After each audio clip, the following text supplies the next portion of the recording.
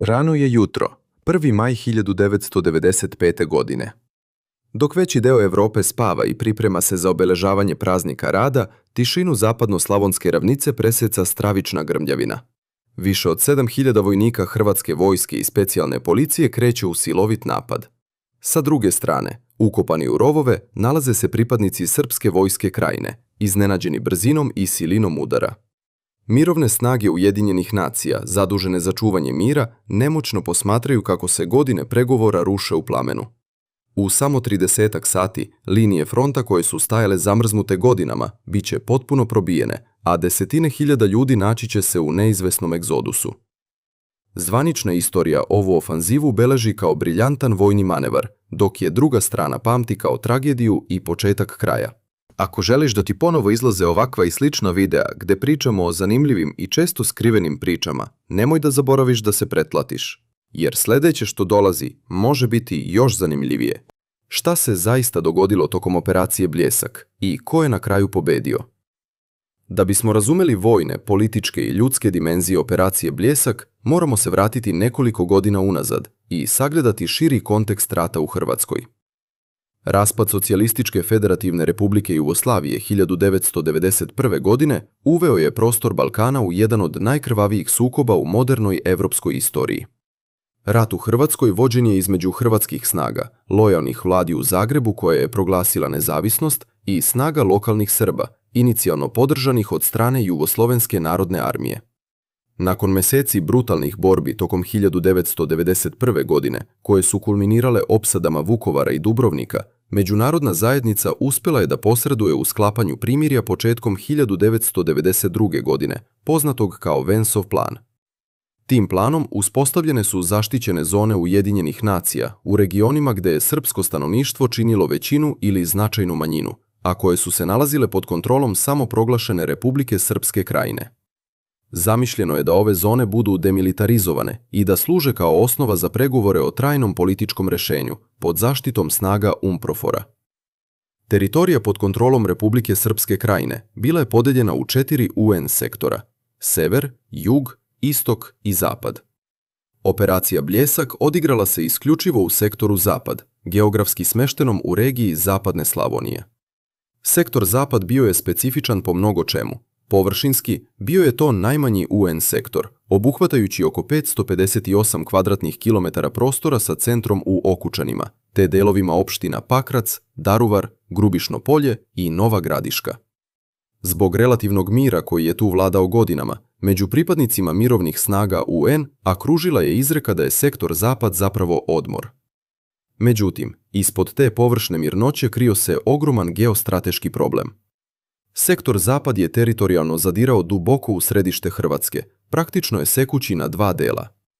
Iako ovo područje nije imalo presudan industrijski ili poljoprivredni značaj, kroz njega su prolazile najvažnije komunikacijske arterije u državi, autoput Zagreb-Beograd, vitalna železnička pruga, kao i glavni naftovod. Za Hrvatsku, nemogućnost korišćenja ovog autoputa značila je logističku noćnu moru. Putovanje iz glavnog grada Zagreba ka istočnoj regiji Slavonije zahtevalo je duga i iscrpljujuća zaobilaženja lokalnim putevima, što je gušilo hrvatsku ekonomiju, kojoj je rat već odneo blizu četvrtine BDP, a i naneo štetu procenjenu na 37 milijardi dolara. Sa druge strane, za Republiku Srpsku Krajinu, kontrola nad ovim prostorom bila je ključna pregovaračka poluga. Kroz zapadnu Slavoniju, Republika Srpska Krajina je održavala iluziju državnosti, sa sopstvenim zakonima, vladom i policijom, prkoseći vlastima u Zagrebu. U demografskom smislu, pre ofanzive, procenjuje se da je u ovoj enklavi živelo između 11.500 i 15.000 Srba, od kojih su mnogi bili naoružani vojno sposobni muškarci, raspoređeni u jedinice Srpske vojske Krajine, ali i veliki broj žena, dece i staraca. Ulaskom u 1995. godinu postajalo je jasno da status quo ne može trajati večno. Međunarodna zajednica, predvođena pregovaračima iz Sjedinjenih Američkih Država, Rusije i Evropske unije, pokušala je da nametne konačno političko rešenje kako bi se izbegla nova vojna eskalacija. Krajem januara 1995. godine, takozvana Zagreb 4 grupa ambasadora predstavila je ambiciozan mirovni projekat poznat kao Plan Z4. Plan Z4 bio je istorijski dokument koji je krajiškim Srbima nudio izuzetno visok stepen autonomije, nezabeležen u modernoj evropskoj praksi. Prema tom planu, regije sa srpskom većinom dobile bi gotovo potpunu samoupravu, praktično državu u državi. Srbi bi imali sopstvenog predsjednika, parlament, policiju, pa čak i svoju valutu, grb i zastavu, uz uslov da formalno priznaju teritorijalni integritet Republike Hrvatske i predaju kontrolu nad međunarodnim granicama hrvatskim vlastima. Za uzvrat, oblasti koje su Srbi kontrolisali, a u kojima pre rata nisu činili većinu, poput delova zapadne Slavonije, morale bi biti vraćene pod direktnu vlast Zagreba. Istovremeno, mandat UNPROFOR-a pretrpeo je izmene. Pod pritiskom Zagreba, mirovna misija je u martu 1995. restrukturirana i preimenovana u misiju UNKRO sa smanjenim ovlašćenjima i jasnim fokusom na kontrolu granica, što je dodatno unelo nervozu među krajiške Srbe. Iako je operacija Bljesak izvedena u maju 1995. godine, njeni operativni planovi skicirani su mesecima unazad. Krajem 1994. godine, pod međunarodnim pritiskom, postignut je ekonomski sporazum koji je omogućio delimično otvaranje autoputa Zagreb-Okučani-Lipovac za civilni saobraćaj. Ovo je bio prvi put od 1991. godine da se na istoj saobraćajnici sreću Srbi iz Krajine i Hrvati. Međutim, otvaranje autoputa stvorilo je visoko zapaljivu atmosferu. Umjesto smirivanja tenzija, usledile su provokacije. Saobraćaj je otežavan, oružani incidenti su bili česti, a rastao je i šverc. Hrvatska strana je pažljivo posmatrala situaciju, grupišući vojne i policijske snage u blizini sektora još od februara 1995. godine. Okidač za vojnu akciju dogodio se krajem aprila. Eskalacija je počela 24. aprila, kada su srpske snage, u znak protesta zbog odredbi novih rezolucija Ujedinjenih nacija, na 24 sata blokirale autoput kamionima i gvozdenim ježevima. Iako su prepreke sutradan uklonjene, napetost se mogla seći nožem. Kritičan incident odigrao se 28. aprila. Nakon naizgled bizarne i oštre verbalne svađe na jednoj benzinskoj pumpi, jedan Hrvat je ubio Srbina iz Okučana, Tihomira Blagojevića. Vest se brzo proširila Okučanima. U znak odmazde za ovo ubistvo, naoružani lokalni Srbi, rođaci i saborci ubijenog, izašli su na autoput, postavili zasedu i počeli neselektivno da pucaju po civilnim automobilima u prolazu. U tom činu osvete ubijeno je 3 nedužnih putnika, dok je nekoliko ranjeno. Zbog potpune nesigurnosti, autoput je momentalno zatvoren. Hrvatsko rukovodstvo je iskoristilo ovaj tragični događaj. Usledili su brzi pregovori. Hrvatska vlada zatražila je hitno otvaranje autoputa i prekid vatre, ali je Milan Martić to kategorički odbio, naredivši jednodnevno zatvaranje saobraćajnice. Pod pritiskom Sjedinjenih Američkih Država, predsjednik Tuđman je nevoljno pristao da otkaže već pripremljenu vojnu operaciju ukoliko kninsko rukovodstvo u posljednjem trenutku prihvati plan Z4. Sa Martićevim definitivnim odbijanjem svakog kompromisa otklonjene su sve političke prepreke. Naređenje je izdato. Operacija Bljesak mogla je da počne. Pre nego što pređemo na samu ofanzivu, važno je analizirati ko se nalazio na bojnom polju. Za razliku od 1991. godine, kada je bila slabo naoružana milicija, hrvatska vojska iz 1995. godine bila je visoko modernizovana, dobro obučena i opremljena sila. Penzionisani američki vojni oficiri i konsultanti iz organizacije MPR i pružali su taktičku obuku hrvatskim oficirima pod plaštom demokratskog treninga, uz prečutni blagoslov Clintonove administracije. Hrvatske snage brojale su oko 7200 vojnika i specijalnih policajaca. Napadom su komandovali najviši oficiri, načelnik glavnog štaba Janko Bobetko, Zvonimir Červenko, Petar Stipetić, Luka Đanko i Ivan Basarac. Komanda operacije bila je u zbornom području Bjelovar. Udarnu snagu činili su delovi 1., 2., 3. i 5. gardijske brigade, 81. gardijska bojna, kao i 121. i 125. domobranska pukovnija. Specijalna policija imala je ulogu udarne snage za brzo napredovanje kroz šumske predele, dok su artiljerijsku i vazdušnu podršku pružali raketni divicioni 16. raketne brigade i letelice MiG-21. Nasuprot njima, odbranu sektora Zapad držao je 18. zapadnoslavonski korpus Srpske vojske Krajine pod komandom Laze Babića. Ovaj korpus brojao je nešto više od 4000 ljudi. Komandu i štab činili su Lazo Babić i Milan Čeleketić iz glavnog štaba. Struktura korpusa obuhvatala je 51. pešadijsku diviziju stacioniranu oko Pakraca pod komandom pukovnika Stive Harambašića, 54. brigadu oko Okučana kao nosioca odbrane centra i 98. pešadijsku brigadu koja je prva primila udar. Ovaj korpus je imao ogromne probleme. Većina vojnika bili su stariji rezervisti. Teško naoružanje i protivoklopna sredstva 18. korpusa bila su u skladu sa mirovnim sporazumima deponovana u skladištima koje je čuvao UNCRO. Mobilizacija je naređena prekasno, u panici krajem aprila, a sistem radiokomunikacija bio je zastareo i podložan prisluškivanju i ometanju. Pored toga, postojala je stalna obmana da će vojska Republike Srpske uskočiti u pomoć u slučaju napada, što se na kraju nije dogodilo. Scena je bila postavljena. Na jednoj strani moderna vojska spremna za munjevit rat, na drugoj statična formacija odsečena od logistike. Plan hrvatske vojske bio je klasičan napad kleštima. Glavne snage napale bi iz dva pravca, sa istoka od Nove Gradiške i sa zapada od Novske. Cilj je bio da se ove dve grupacije spoje u Okučanima, čime bi se srpske snage presekle na dva dela i izolovale od reke Save, jedinog puta za povlačenje. U 4 časa ujutro 1. maja zvoni telefon kanadskog generala Raymonda Kraba iz misije UNCRO. Na vezi je Hrvoje Šarinić, blizak saradnik hrvatskog predsjednika. Poruka je jasna. Ofanziva počinje za pola sata. Mirovne snage UN-a moraju hitno potražiti zaklon. Ovo obaveštenje u posljednjem trenutku ilustruje da UN trupe nisu bile meta, ali da nemaju nikakav autoritet da napad spreče. Tačno u 4 časa i 30 minuta ujutro započinje masovna artiljerijska pripremna paljba po položajima Republike Srpske Krajine. Artiljerija i višecevni bacači raketa razarali su linije odbrane, dok je nebo parala hrvatska avijacija. Odmah nakon artiljerije krenula je pešadija ojačana oklopnim jedinicama. Iz pravca Novske i Nove Gradiške, gardijske brigade su velikom brzinom probijale linije fronta. Brzina kojom je hrvatska vojska napredovala iznenadila je sve. Specijalna policija probijala se kroz teže pristupačne šumske predele, zaobilazeći utvrđene tačke i udarajući u bokove. Sa druge strane, situacija u 18. korpusu bila je haotična. Zbog snažnog ometanja, komunikacije su gotovo trenutno pale.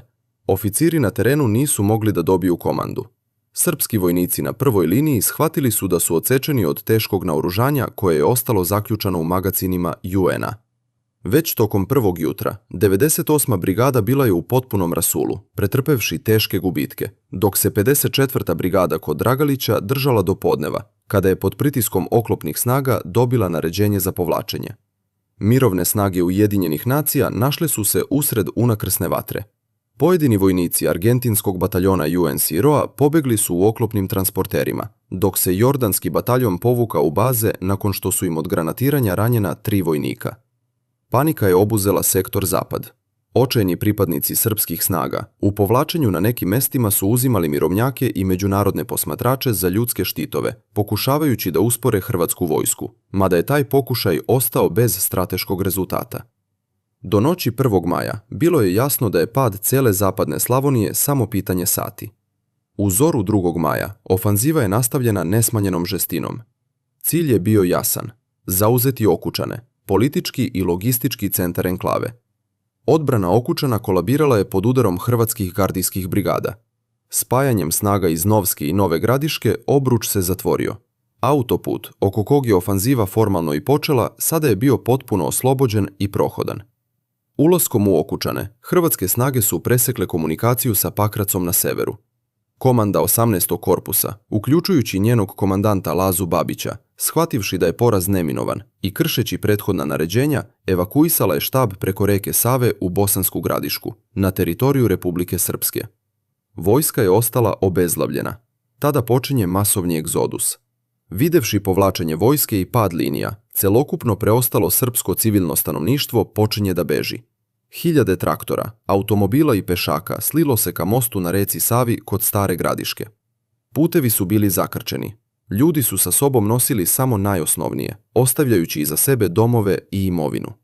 Preko 10.000 ljudi prešlo je most u roku od 48 sati, ulazeći na teritoriju pod kontrolom bosanskih Srba, umorni, uplašeni i bez jasne budućnosti. Ostavljeni vojnici iz 2. bataljona 98. brigade čak su morali da preplivavaju reku Savu kako bi se spasili. Vest o katastrofi u zapadnoj Slavoniji izazvala je šok u Kninu, glavnom gradu Republike Srpske Krajine. Bez mogućnosti da vojnički pomognu 18. korpusu, rukovodstvo se odlučuje za najradikalniji potez. Na sastanku 1. maja, u popodnevnim časovima, Milan Martić i Milan Čeleketić odlučuju da pokrenu surovu odmazdu, ne bi li natjerali Zagreb da zaustavi ofanzivu. Odlučeno je da se raketiraju civilni centri u dubini Hrvatske. Naređeno je da se višecevni raketni sistemi Orkan prebace sa kninskog područja na pozicije oko Vojnića, dometa 50 km od Zagreba. U prepodnevnim satima 2. maja i ponovo oko podneva 3. maja rakete su pale na strogi centar Zagreba. Sistem Orkan ispaljuje kasetne bombe. Svaka ispaljena raketa nosila je bojnu glavu sa 288 malih bombi, takozvanih zvončića, koje bi se otvorile na visini od oko 1000 metara. Pri padu, svaka bombica eksplodirala bi oslobađajući po 420 čeličnih kuglica, koje kosi sve u krugu od 10 metara. Ovo je bilo izrazito neselektivno oružje, zabranjeno za korištenje u gusto naseljenim mestima. Projektili su pali na trg Stjepana Radića, Mažuranićev trg, Zrinjevac, Dečiju bolnicu u Klajićevoj ulici i Hrvatsko narodno kazalište.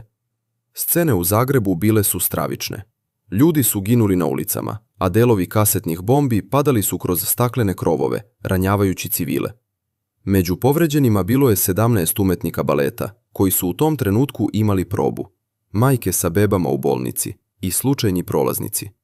U ova 2 napada na Zagreb ubijeno je 7 civila, dok je 205 građana teško ili lakše ranjeno. Pogođeni su i Karlovac i Sisak. Milan Martić se u televizijskom i radijskom obraćanju javno hvalio ovim napadom, tvrdeći da je to jedini jezik koji Franjo Tuđman razume. Ovaj potez izazvao je žestoku osudu međunarodne zajednice, a američki ambasador Peter Galbraith okarakterisao je raketiranje kao objavu totalnog rata. Dok su rakete padale po Zagrebu, na terenu zapadne Slavonije drama je ulazila u završnu fazu. Iako su jug i centar enklave bili u hrvatskim rukama, na severu, u okolini grada Pakraca i na obroncima planine Psunj, ostala je opkoljena cela 51. pešadijska divizija Srpske vojske Krajine. Oko 7000 ljudi, što vojnika, što naoružanih civila koji nisu stigli da se evakuišu, našlo se u neprobojnom obruču. Hrvatske snage su neprestano stezale obruč, ali se želelo izbeći krvoproliće epskih razmera. Pod posredovanjem specijalnog izaslanika Ujedinjenih nacija, Yasushija Akashija i argentinskog bataljona UNCROA započeli su pregovori. Srpski komandant 51. divizije, pukovnik Stevo Harambašić i lokalni politički lider Veljko Džakula uvidjeli su da je svaka dalja borba uzaludna. U popodnevnim časovima 3. maja doneta je teška odluka. Pukovnik Harambašić i Veljko Džakula potpisali su zvaničnu bezuslovnu predaju svojih snaga pred predstavnicima UN-a. Predaju je u ime Hrvatske prihvatio načelnik policije u Pakracu Nikola Ivkanec. Bio je to istorijski trenutak i najveća masovna predaja jedne vojne formacije do tada u jugoslovenskim ratovima. Scena stavljanja lisica na ruke Veljku Džakuli obišla je svet kao simbol kraja snova o srpskoj državi u zapadnoj Slavoniji.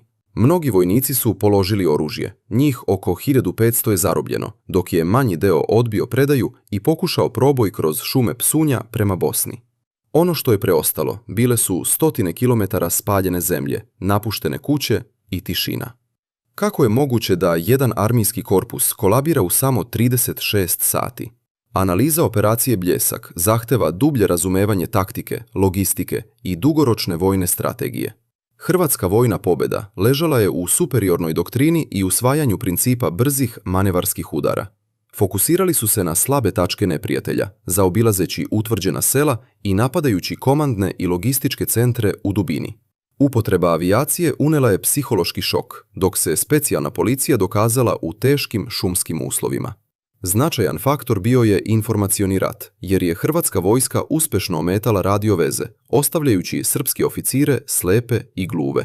Sa druge strane, odbrana Krajine bila je anahrona. Većina vojnika bili su mobilisani civili, srednjih i starijih godina, sa lošim moralom usled višegodišnje izolacije. Logistički položaj bio je neodrživ, jer je teritorija zavisila isključivo od mosta na Savi kod Stare Gradiške. Odluka da se teško naoružanje smesti u hangare UN-a pokazala se fatalnom, a nada u pomoć sa Pala ili iz Beograda brzo se raspršila jer su lideri ostali pasivni. Na makrostrateškom nivou značaj operacije Bljesak bio je ogroman. Kao prvo, Bljesak je bio potvrda borbene moći, pokazavši da hrvatska vojska može izvesti složenu operaciju brzo i precizno. Kao drugo, označio je kraj mita o nepobedivoj krajini, razbivši moral srpske vojske u drugim sektorima. I kao treće, Zagreb je dobio prečutno zeleno svetlo sveta. Zapadne sile su reagovale mlako na pad sektora Zapad, čime je signalizirano da se brza vojna opcija toleriše. Operacija Bljesak bila je direktna generalna proba za operaciju Oluja, koja će uslediti 3 mjeseca kasnije. Istovremeno, ovo je bio jedan od najvećih poraza mirovnih misija Ujedinjenih nacija. Trupe UNCROA ignorisane su od obe strane, a međunarodna diplomatija je shvatila da rezolucije nemaju snagu ukoliko iza njih ne stoji stvarna vojna sila. Rat ne poznaje čiste pobjede. Ispod euforije jednih i vojne propasti drugih krije se tragična sudbina civila. Nakon što su hrvatske trupe preuzele kontrolu, usledio je masovni egzodus preko 10.000 civila srpske nacionalnosti. Mnogi su podlegli pritiscima i strahu od odmazde, te su masovno tražili uključivanje u UN-ov program evakuacije za odlazak u Bosnu i Hercegovinu. Iako su međunarodne organizacije utvrdile da masovna streljanja civila u režiji državnog vrha nisu postojala tokom operacije, dokumentovana su teška kršenja ljudskih prava nakon što su borbe prestale. Izveštaji organizacija, uključujući Amnesty International, navode primjere pljačke, paljenja kuća i zlostavljanja lica koja su ostala u enklavi. Najveći problem ostaje klima nekažnjivosti, jer većina izolovanih zločina nikada nije dobila sudski epilog. Međutim, lanac nasilja tu nije prekinut. Egzodus iz zapadne Slavonije izazvao je talas brutalne odmazde na teritoriji pod kontrolom Srba.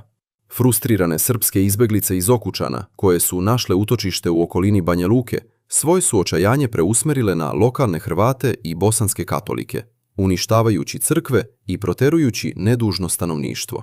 Krug nacionalne mržnje okretao se neumoljivo. Ko je na kraju pobedio? Odgovor zavisi od perspektive.